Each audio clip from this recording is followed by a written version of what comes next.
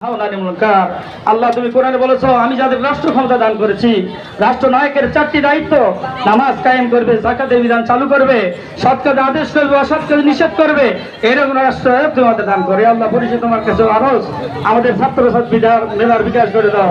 আল্লাহ আমাদের সকলকে দ্বীনের জন্য ইসলামের জন্য কবুল করো। এই দেশ থেকে যত অরাজকতা আছে দুর্বৃত্ত করে দাও।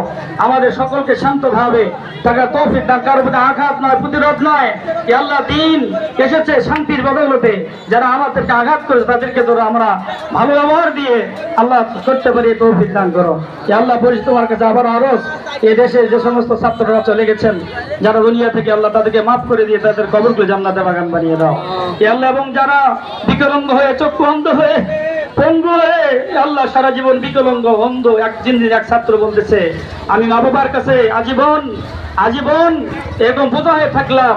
আল্লাহ এরকম মা বাবার কষ্টের উপার্জনে লেখাপড়া করে আজকে তারা দুনিয়া থেকে চলে গেছেন, তাদেরকে ধৈর্য ধারণ করা তৌফিক দান করো। পরিশেষে তোমার কাছে আরো আল্লাহ এই দেশটাকে তুমি শান্তিতে রাখো। আল্লাহ হিংসা বিদ্বেষ আল্লাহ কানাকানি কাটাকাটি খুনাখুনি রাহাজানি এগুলো বন্ধ করে দেশকে একটা শান্ত পরিবেশ ফিরিয়ে দাও। আল্লাহ আমাদের সকলকে 5 ওয়াক্ত নামাজ পড়া তৌফিক দাও, মা বোনদেরকে নামাজি পর্দাশীল করে দাও, ব্যক্তি পরিবার সমাজ দেশকে আল্লাহ শৃঙ্খলা ভাবে আল্লাহ শান্ত ফিজা কায়েম করে দাও। সুবহানা রাব্বিকা রাব্বিল ইজ্জাতি আম্মা ইয়াসিফুন ওয়া সালামুন আলাল মুরসালিন আলহামদুলিল্লাহি রাব্বিল আলামিন। ওয়াজাল আখিরি কালামি ইনদাল মাউত লা ইলাহা ইল্লাল্লাহু মুহাম্মাদুর রাসূলুল্লাহ।